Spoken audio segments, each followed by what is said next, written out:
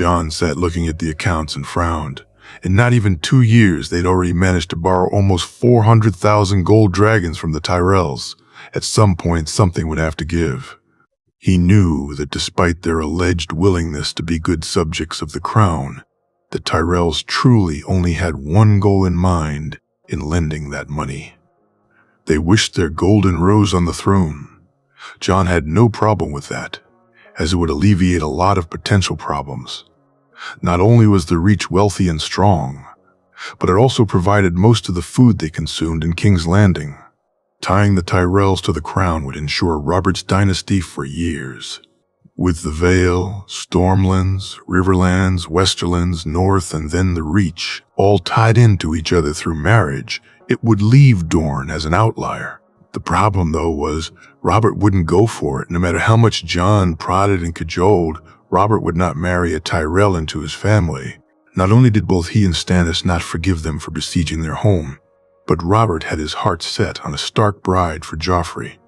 No matter how much John tried to explain the benefits, it seemed Robert was still living in the past, and John felt the specter of Lyanna Stark's ghost hanging over them always. "My lord, Lord Baelish is here to see you." "Good. Send him in." Peter had been a godsend ever since he'd brought him from the Vale. Not only had he helped with the financial state of the crown, but did so to such an extent that John had tried to have Robert appoint him Master of Coin, which for now at least had been put on hold. So instead he had begun working on expanding the income from trade, just like he had in Goldtown. His arrival had also improved Lysa's mood so greatly that she and John had been getting on much better together. So much better that they had even began trying for a child yet again. A few days ago he had been overjoyed to learn that Lysa was with child, and unlike her other pregnancies, John actually felt hopeful for this one. "My Lord Hand," Petter said as he entered the room. "Ah, Petter. It's good to see you. Come sit. Some wine?" "No, my lord, thank you all the same," Peter said as he sat down. "I wanted to discuss the finances again. Petter, we must rein in our spending, or try to raise more coin, somehow." "Indeed, my lord, but how?" Peter said before looking at him thoughtfully. "Actually, come to think of it, my lord, there are a couple of things we could do. We could increase the shipping taxes for docking and access to the trade in King's Landing. That would raise some coin, and we could also stretch out the loan repayments to the Iron Bank. It would, of course, mean more interest overall, but it would give us more funds for now."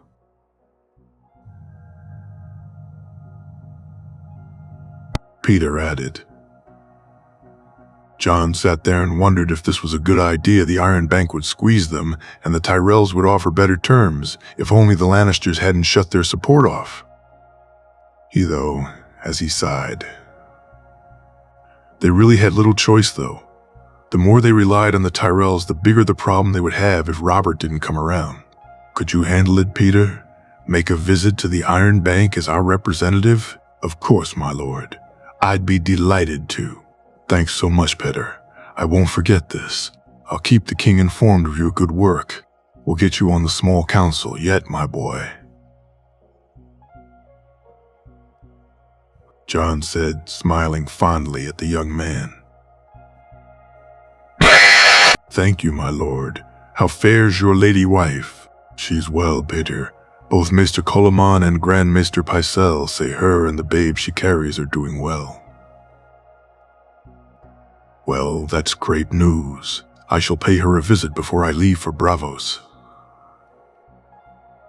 "She'll be delighted to have you. Why don't you have dinner with us both tonight, Petter?" "You honor me, my lord. I shall take my leave if that's all, Lord Hand."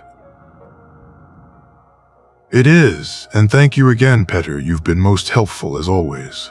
"I live to serve my lord." John smiled as the young man left his solar. Peter always managed to leave him in better spirits than he found him in, and he was very happy for both the man's help and company. He reached over and turned back to his financial reports. The Queen's expenses were almost rising as much as Robert's ever since her family stopped paying for everything. He would have to speak to the woman, as distasteful as that was. Ever since the birth of the king's second son a couple of moons ago, the queen had been even more irritable than normal, and a conversation telling her to rein in. Her spending was perhaps something that could hold for a little while longer. He hoped. He reached over and poured himself a glass of wine. Unlike Robert, he had no real taste for the stuff, but found lately a glass or two would alleviate the growing headache he felt when dealing with the royal family. Varys walked through the Red Keep. He was frustrated and becoming more and more annoyed lately, though to see him you'd never know it, his skills at hiding his true feelings having been developed over many years. His latest frustrations had been regarding events in the West. No matter how much he tried, he couldn't understand what was going on with the Lannisters, what game it was they were playing, and it annoyed him no end. Between that and not being able to locate the Targaryen children, it added up to headache after headache for him. He had tried everything he could think of to both find the children and get some insight into what the Lions were up to. However, time and time again he'd been frustrated. A feeling he was having more and more lately with some of his plans. He had attempted to place as many of his little birds in the West as he could, and yet couldn't get them close to where they needed to be. Someone was stopping him, and he couldn't figure out how the Lannisters got so good at the game with Tywin no longer running things, to make things worse. The more he heard about Jon Snow, the more the boy perplexed him. When he had heard the young man had been taken on as Jaime Lannister's squire, he had been intrigued, though, when he heard the result of the squire's duel at the tourney at Lannisport. It made sense. Of course, the Kingslayer would recognize a boy with a gift for swordplay. But certain stories and information regarding the boy was making him question just whether that was the only reason he had chosen him. The reopening of the mines at Castamere was something no one had expected. Tywin Lannister couldn't come up with a solution to the problem he himself had created. And when the news came that not only were the mines once again producing, but that the idea of how to do so came from the mind of Jaime Lannister's squire, people, Varys included, were in complete disbelief. Surely this was some kind of jest. There was no way a child could come up with a solution when even the greatest of maesters could come up with a solution, when even the greatest of maesters could not. But it was apparently true. Jon Snow had succeeded where others had failed, and in one stroke had made the Lannisters more than thrice as rich as before. The mines at Castamere weren't just producing gold and silver. They were producing more than the rest of the West itself. In some ways, Varys admired the boy. Children were special to him, and to see one achieve such a thing made a part of Varys' heart soar. But it just added to the mystery of the boy, and it made him more determined than ever to get to the bottom of it. His walk had taken him almost around the entire keep, and he had found no respite or answers to the questions in his head. He turned to walk back to his rooms, only to see someone he was in no mood to meet. "Ah, Lord Varys, it's good to see you." Petyr Baelish said, his smile as mocking as the bird of his sigil. "You too, Lord Baelish," Varys replied, meaning anything but. "How fares the queen and the new prince?" Baelish asked, the smirk on his face even wider. "Very well, my lord. His grace is full of joy with his new son." "I'm sure he is, my lord. And with the hand also set to welcome a child, the keep is full of fatherly love, it seems." "Indeed, Lord Baelish, it would seem it is, but I'm sure you're a busy man, my lord. Don't let me keep you," Varys said and nodded. It's true. I must leave and make my arrangements. I'm off to see some bankers, it would seem," Baelish said before walking away. For a moment, Varys considered arranging an accident for the man. The simple truth was that a man like Littlefinger, left unchecked, would see the realm fall into chaos. However, now was not the time for such actions, and the man held little power anyway. He continued walking down the corridor and eventually decided that he would need to pay a visit to the West himself, in disguise, of course. But he must find out what was going on there, before he could concentrate fully on finding the Targaryen children. A spider had many webs to spin, he mused. Davin was more and more sure that getting involved with Cersei Lannister had been the worst mistake of his life, and he cursed his cock for getting him into this mess. The woman was a terrific lay, probably the best he ever had or would have, but she was also cruel, vindictive, and he was starting to think more than just a little bit crazy. Not content with cuckolding the king, she actually went out of her way to have him fuck her when they could get caught. And while the thrill of danger was an aphrodisiac when he was thinking with the wrong head, it would also cost him the right one if he didn't put a stop to it. This was what had led to his latest predicament. And now, as he wiped the blood of his injured forehead, he knew that perhaps it was time for him to head back to the Westerlands. The problem, of course, was, what would the crazy bitch do when he left?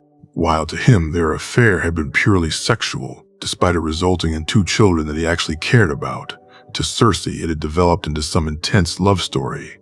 Just earlier that day, before she threw things at him, she was telling him how they needed to take care of the king so they could rule together, and Davin had done his best not to laugh, as if that would ever be a possibility. If the king died and she tried to put him anywhere near the throne or herself afterward, Davin would most certainly end up at least a head shorter. So he had tried to talk her out of it and instead had done his best to divert her attention by fucking her as best he could. This did at least have the benefit of shutting her up for a while. But once they were finished, she had started right back where they had left off. "My love, we really need to kill the fat oaf. Don't you want to be able to do this all day with no one to stop us?" Her voice soft and seductive. "Of course I do, but we can't. My queen, it would never work out. I would be Queen Regent Davin. I would decide everything. I could appoint you to the King's Guard, and then no one could send you away from me." "I don't want to join the King's Guard," Davin said, shaking his head. "Why would I? We could be together then. No one could say anything, and we wouldn't have to sneak around," Cersei said, smiling at him before her hand began to slowly travel down his body. "I need to go, my queen. Your husband will be back from his hunt, and your guards will be returning soon," he said as he moved her hand away and began to dress. "Don't you want me? Don't you love me?" she asked desperately. "Of course I do, my love. We'll speak on this again." He kissed her softly and hurriedly dressed, doing everything he could to get out of there. "You're lying. You're just like him. You want to leave me. No one leaves me," Cersei shouted and started hitting the bed with her hands.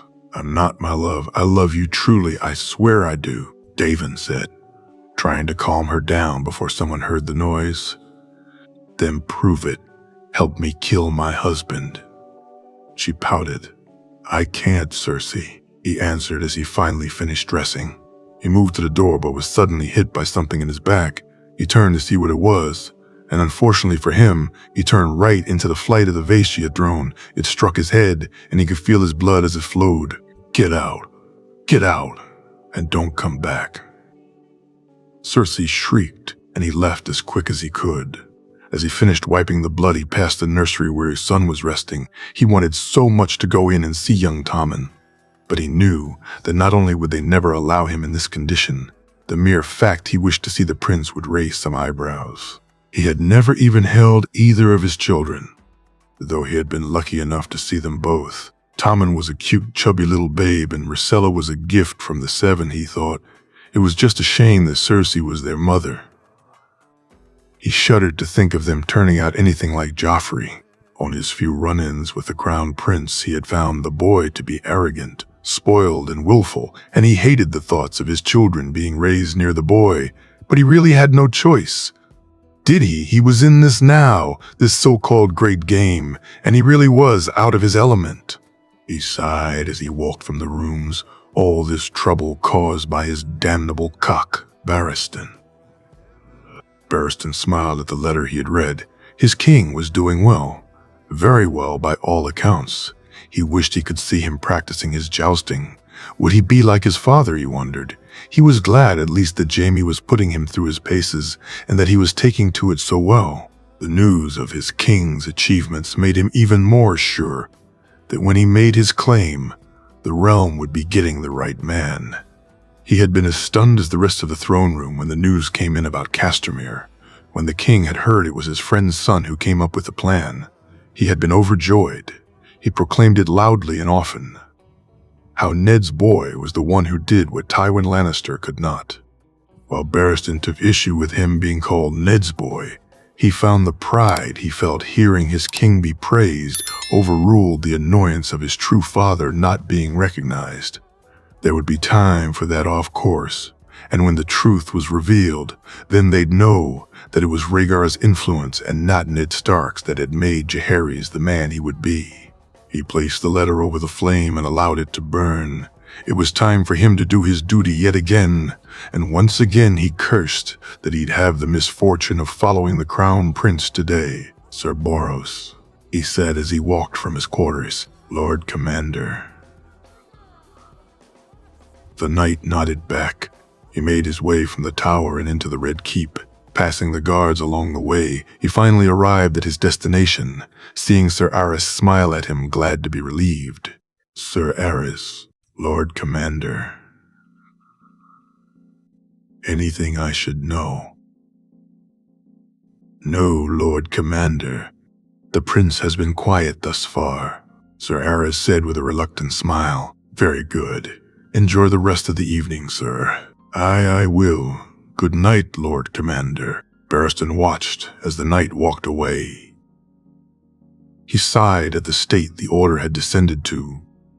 These knights under his control were no true brothers, he thought, as clearly evidenced by Trant's dereliction of his duty. Where the knight had run off to was a mystery, and had it been a true and proper knight, then Barristan himself would have led the investigation into his disappearance. But truth be told, the man was no loss, and Barristan not only didn't bother looking for him, but didn't raise an objection when the king announced his replacement. He had at least picked a man sworn to House Baratheon this time, but Barristan did not think much of Sir Richard other than he was a much better option, that the Queen's preference. Sir Davin had potential, but he was not of the Kingsguard. To think an order that once contained the White Bull, the Black Bat, and the Sword of the Morning was now reduced to this. He sighed and swore that when his king was crowned, he'd rebuild it to an order worthy of him. As he took up his position, he hoped for the best. With any luck, the prince would stay in his rooms this evening. He didn't look forward to the alternative. Joffrey was at best a troubled boy, and at worst something much more dangerous.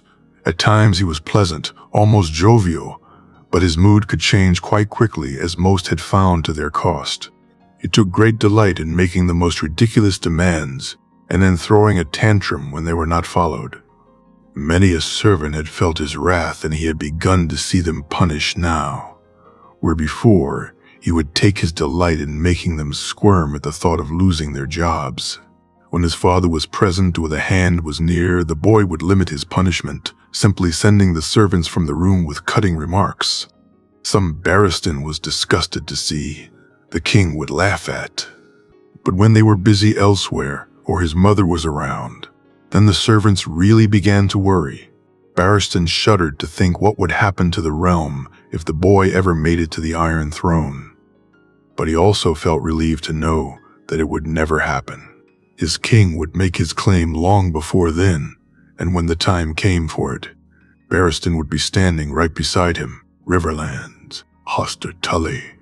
Hoster looked on as his son continued his rant about Ned's bastard and how the boy was going to usurp Cat's children's birthright. It was the same version of the same argument his son had made for almost a year now, ever since that damnable raven had come from his daughter practically demanding they attack the boy. "We have to do something now. Father, the bastard is getting more and more popular. If we don't act, then we'll be sorry." "And what would you have us do, Edmure?" "I don't know, Father. You know what I wanted to do. You were the one who shut it down." "Of course I did. You wanted to kill a boy, Edmure. For what? For what reason?" "Because my daughter is worried about something that would never happen. You wanted to send people to kill a boy because of that. I have no love for the bastard, but I'll not become a kinslayer because of it." "He's no kin of ours. He's a bastard. He's not even Cat's," Edmure's voice shouted angrily. "Aye, that's true. But in the eyes of most people, he'll still be considered kin. And if I'm to face my gods, it'll not be with the stain of a dead boy on my hands." "Then what should we do, Father? Should he get the Westerland support? Then they could take the North." Hoster shook his head. Was this his curse? To have raised idiot children, Lysa had almost thrown away everything for that damn boy from the Fingers. His precious cat was worrying herself over something that could never happen, and his son and heir was showing all the strategic planning of her fray. It was time to nip this in the bud before it got too far. You really think Jaime Lannister wants anything to do with the North? Why, for what possible reason would he want the North? Edmure stayed silent. No answer, eh? Just like I thought. You need to think this through, son. But what if he did? What if the bastard convinced him, father? You heard what happened with Castamere. They say that was down to the bastard. The Lannisters owe him now, and they always pay their debts. Hoster reached over to his glass and took a sip of the wine. Maybe Edmure had a point. Maybe his boy wasn't as big an idiot as he thought he was. He hadn't considered that. The reopening of Castamere was an incredible boon to the West. It had at least doubled, if not tripled, the Lannisters' wealth. Would Jaime Lannister consider repaying that by giving the boy the North? He wondered. He needed to think on this some more. They needed more information about the boy. Find out his temperament, if he actually cared about the North. The two Blackwood lads had met with him in Old Town. Perhaps they could tell him more. He'd send a raven to Tytos and see if he could bring the boys with him the next time they visited. Leave it to me, Edmure. I'll decide what's to be done with the bastard, not you. Do I make myself clear? As long as you make a decision, father, Edmure said and stormed from the room. White Harbor, Wyman. The last year had been incredibly good to House Manderley, Wyman thought as he looked over the figures. The trade deal with the Lannisters had been expanded upon, and they had plans to open a joint office in Braavos to help facilitate more trading opportunities. The more he looked on the figures, the more he felt grateful that Jon Snow had spoken to Wireless. The boy had done them a really good turn, and he was more than happy to pay the lad back when he could, which was why when that raven came asking for his help, he was more than happy to provide it, though even he had been surprised who the recipient of that help would be. It seemed Wyman was not the only northern lord to speak well of Jon Snow. Ser Jorah, too, held the lad in high regard, due in no small part to the present Wyman had helped him procure. Wyman thought back to their trip to Winterfell. It had been eventful, to say the least. When he had spoken up about the boy, he'd been disappointed in his liege lord, truth be told. The man had barely acknowledged what his son had done, his accomplishments bringing him no pride whatsoever, and Wyman couldn't understand it. He had always been immensely proud of his boys.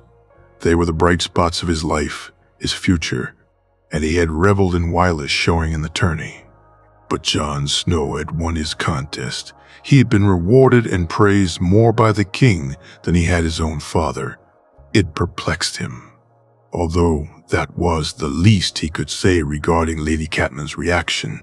Wireless had done exactly what he asked, and by all accounts the children had been happy for their brother. Their mother, though, had been another matter altogether. When she had stormed into the Solar, Wyman had been disgusted by the things she said. True, the Seven thought that bastards were to be feared and scorned, but Wyman felt you judged someone on their acts, not their birth. He knew plenty of true-born sons he wouldn't trust at all, and yet this woman was screaming and raving that Jon Snow would take Winterfell.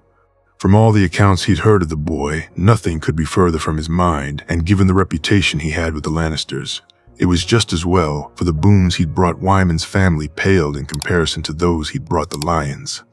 Castamere had made the Lannisters even richer, and when he'd heard the idea came from Jon Snow, he'd been understandably stunned.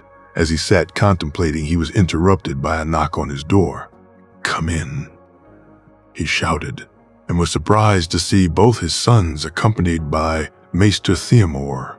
"Father, we needs must speak with you," Wireless said. "Very well, take a seat." All three men took their seats, and Wireless took out a letter and some parchment. Before handing it to him, Wyman looked at Wireless, who nodded eagerly and then looked to the paper. What he saw was a drawing which took his breath away. The ship was like none he'd ever seen before. It was multi-decked and had 3 masts. The sails set out in both a pattern and shapes he'd not seen before. The forecastle was lowered and the hull longer than any he'd seen. There were also some suggestions written beneath the drawing, suggesting how to rig the sails so it could be operated with far less men than it would seem a ship this size would need. But it was the masts and sails that were really the key. Wyman could already see the benefits of such a ship, both in terms of speed and maneuverability. And given the size, it would accomplish what 4 or 5 ships did in terms of carrying cargo, and do so much quicker, he'd wager. "Where did you get this?" he asked excitedly. "Read the letter, Father," Wendell said. Wyman placed the drawing down and took the letter in his hands. "Lord Wyman, I trust you are well. I wish to thank you for all the help you and your family have given me since I've come to the West. I can think of no better way to express my thanks than to offer you this, a new design for a ship. You should find that the design, though difficult to build, will both cut the time and amount of ships needed to make a journey profitable. I hope you will accept this as a measure of my gratitude. Jon Snow."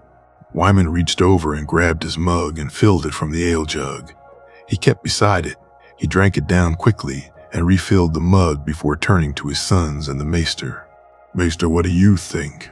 "My lord, I've not seen the like before, but given the drawing and the instructions, I think it'll make sailing incredibly profitable."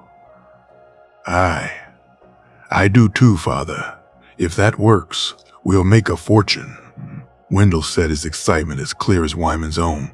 "It'll cost a lot to build and take a lot of time, but I want it done as soon as possible. Wireless, Wendell, put our best builders on it. With ships like these, we'll rule the damn seas." Wyman said, laughing loudly. "The Vale of Arryn, the Blackfish." Brendan was tired of receiving ravens and letters from his niece.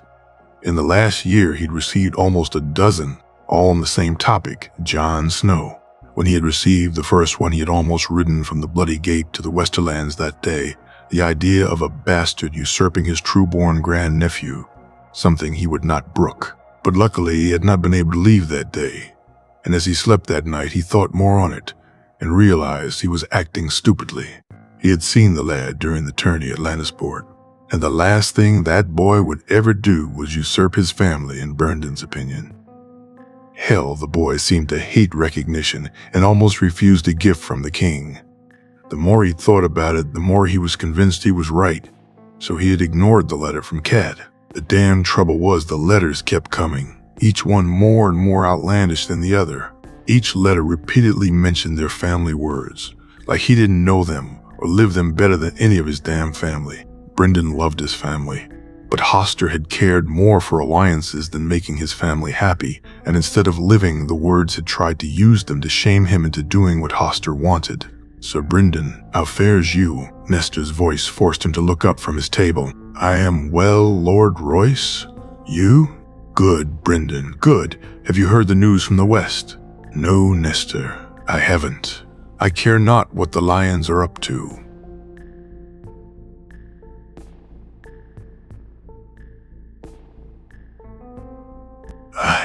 Neither would I usually, but this was a surprising turn of events. "What happened?" "It seems they've managed to reopen Castamere." Brendan was shocked. It had been almost 30 years since Castamere had been flooded by Tywin Lannister, the event sending shockwaves through Westeros and cementing the old lion's reputation as a ruthless, evil man. While he paid little attention to most non-military things, Brendan knew that for years Tywin had tried to come up with a solution to reopen the mines. To find out now that his sons had succeeded where he failed would have both filled the lion with pride and with envy had he been alive to see it. "How?" Brendan asked, genuinely curious now.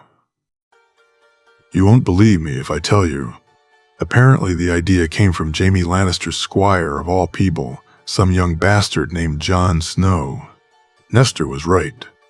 Brendan couldn't believe it. Surely it couldn't be true. How the hell would a young boy know how to open a mine? A flooded one at that. There were no mines in the north where the boy could have come up with the idea, at least not to Brendan's understanding. "That can't be true, Nestor. There's no way a boy came up with that idea." "It is Brendan. Heard it from a number of people. Apparently it was all him. That's who they're crediting with the idea anyway."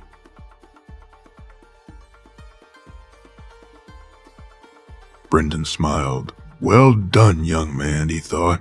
Whatever chance of what Kat was worried about was certainly over now. There's no way that young man would ever be going back north now.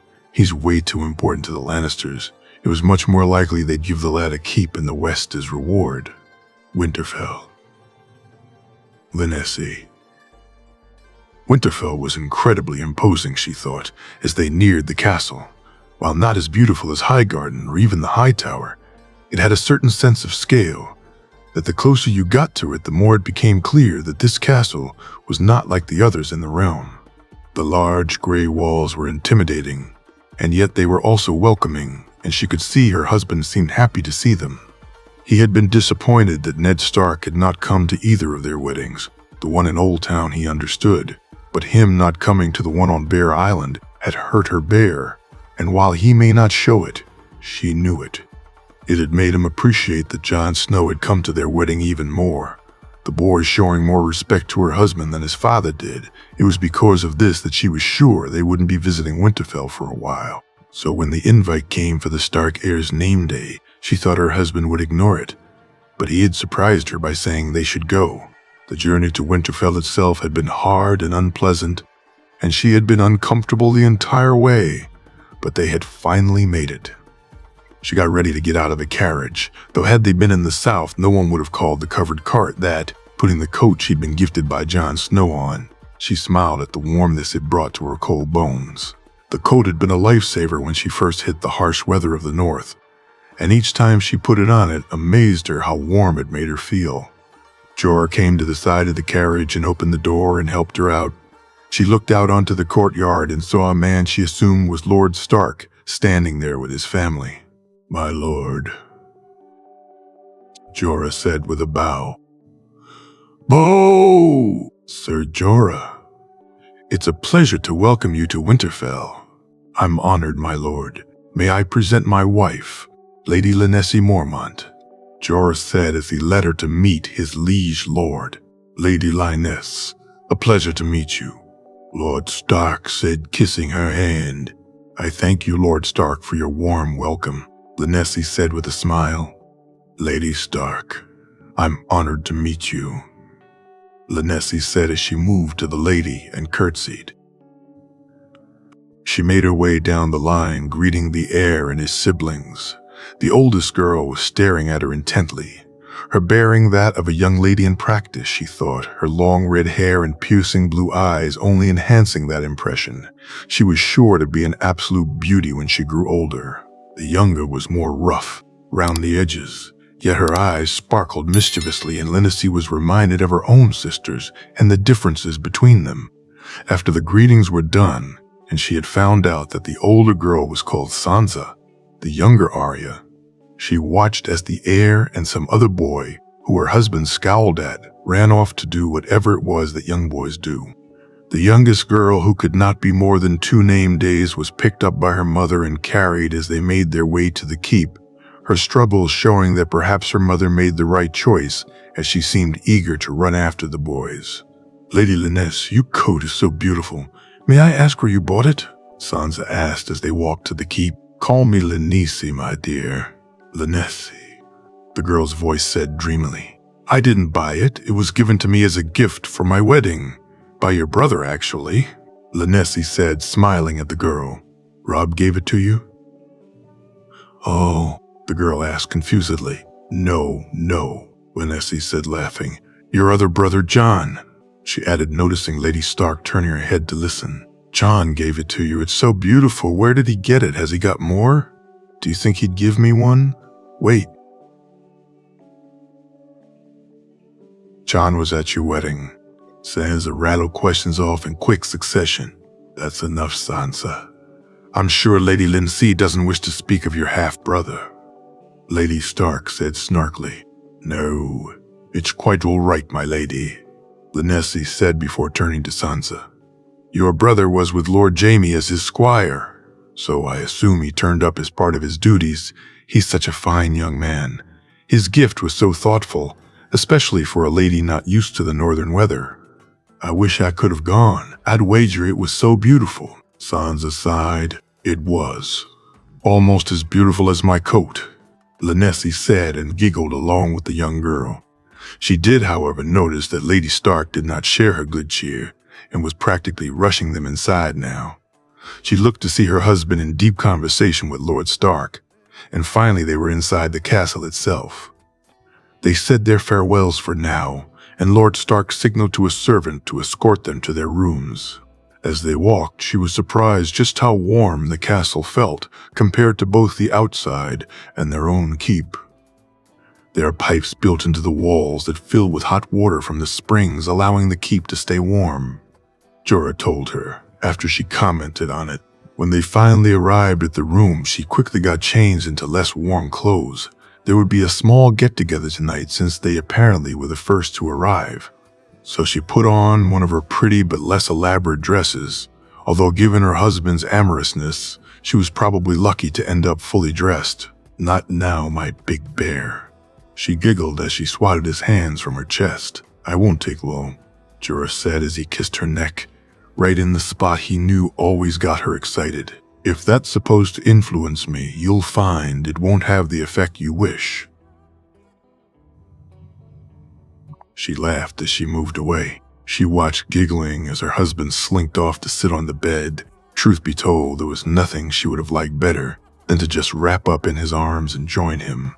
The road had been too long and far too cold, and it had been a couple of se'nights since they'd last lain together. But they needed to freshen up and make their way to the hall for their meal with the Starks, and when they did lie together, she wanted to make it last. "We'll have the whole night together, sweetling," she said as she kissed his forehead. "Our whole lives, my love."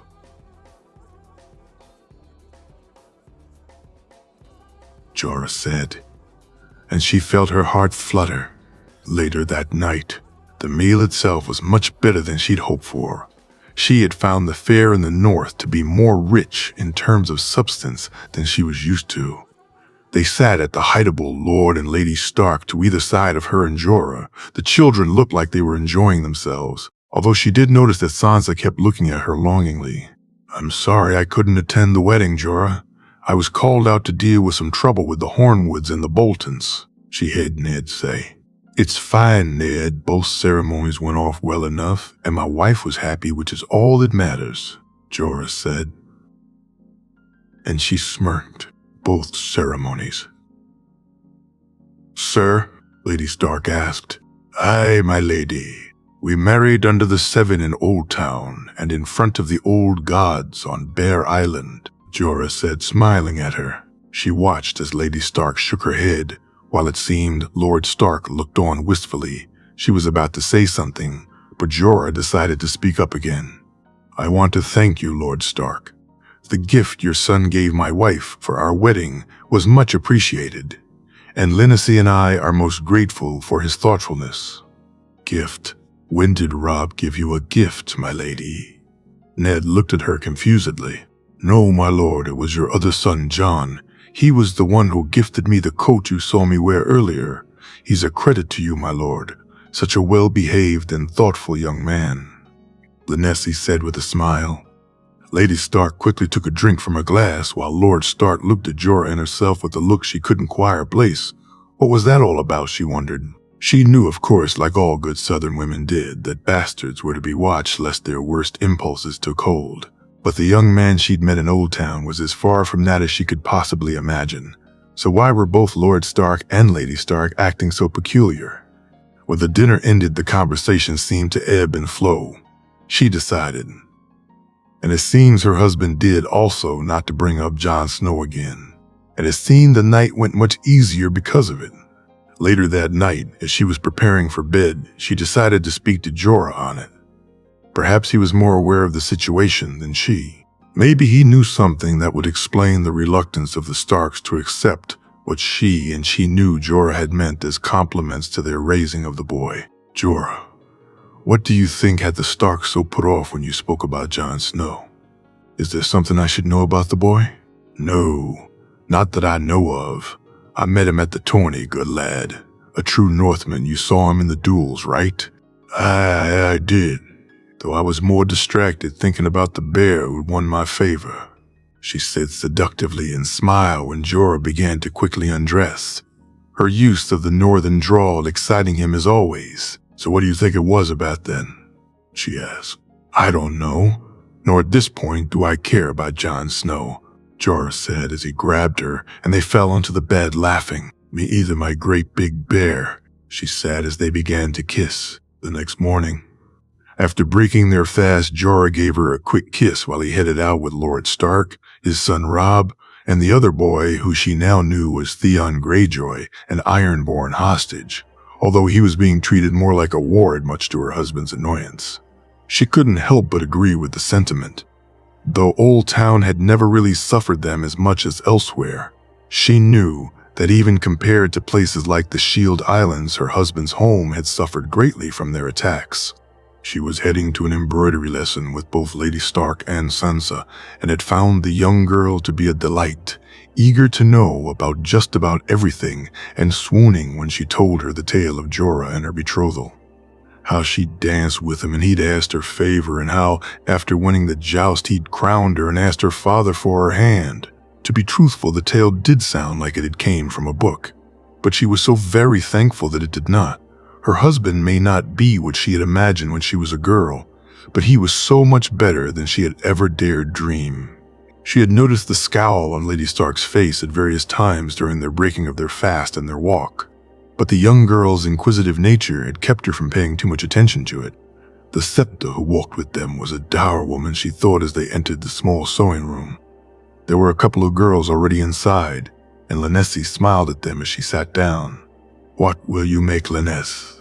Sansa said excitedly as she took out a beautiful sewing kit. "I don't know, sweetling," she said, smiling. "That's a very pretty set you've got there, Sansa. Did your father buy it for you?" "No, Lenesi. My brother Jon sent it for my name day," Sansa said proudly, showing her the kit. It was truly exquisite. She thought, looking at it.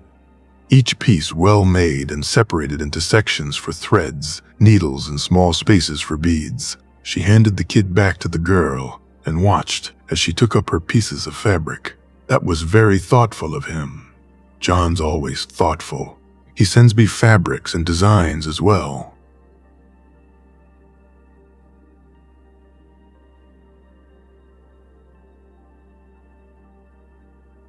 Sansa said, her smile beaming, and Lenesi couldn't help but smile back at her, before noticing that both the Septa and Lady Stark did not seem to find it so amusing. She shrugged and began to sew her own work, interrupted constantly though she was by the ever-excitable girl beside her. "You're Lady Margaery's aunt, aren't you, Lenesi?" Sansa said wistfully. "I am. Do you know my nieces and nephews?" "Oh no, I've heard of them. My lady mother has spoken of Lady Margaery before, and how beautiful Highgarden is. Isn't that so, mother?" Sansa asked as Lady Stark turned to her. "What's that, sweetling?" "I was just telling Lindsay that you spoke to me of Highgarden, and since Lindsay is Lady Margaery's aunt, she'd be able to speak to me more on it," Sansa said determinedly. And Lenesi couldn't help but giggle, ever since she'd told the girl to call her by her name.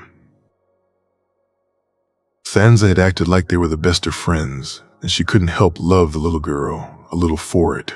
"Indeed, I'm sure Lady Lenesi would be more than happy to tell you tales," Lady Stark said, and Lindsay noticed a little bit of bite in the comment. "I'd be more than happy too, my lady. Although truthfully, she should ask Jon about my nieces and nephews more than I. He's quite friendly with them," Lenesi said, and enjoyed the look of shock on the lady's face. "He is, Jon knows Lady Margaery. Do you think he'd introduce me? Does he know Laura's and Garland and Willa's as well?" Sansa's excitement clear to everyone now. "He does, sweetling. I'm sure he'd be more than happy to introduce you. Maybe you should send him a letter asking him," she added. "Oh, I will, thank you, Lenesi," Sansa said, her smile beaming as she turned back to her work. "If you'll excuse me, Lady Lindsay, except make sure the girls and Lady Lindsay are comfortable. I just remembered there was something I needed to check on," Lady Stark said as she hurried from the sewing room. Lenesi watched the woman run off and thought this stranger than ever, whatever it was about Jon Snow, it clearly affected Lady Stark in a negative way, and she couldn't for the life of her understand why. The boy was clearly thoughtful and conscientious. His gift to her showed that. He also clearly loved his family very much, as his gifts to Sansa showed. She could understand the lady not liking her husband's child, but he was far away, and surely she should be happy that he was doing well. After all, if he was doing badly, then he may resort to the things they feared bastards would do. Lanesse, for you, Sansa said, grabbing her attention. What's that, sweetling? She said, turning to her. For you and Ser Jorah. Lanesse looked at the handkerchiefs the girl had embroidered it. It was stunning, a black bear arms encircling a white tower with a flame burning from the top of it. It was absolutely exquisite, and there was no way the girl could have made it all today, meaning she had worked on it for a while. She reached over and hugged the young girl, the tears almost falling as she did so. Thank you, Sansa, thank you so much, she said as she wiped her eyes. You're welcome, Nessie. Hua.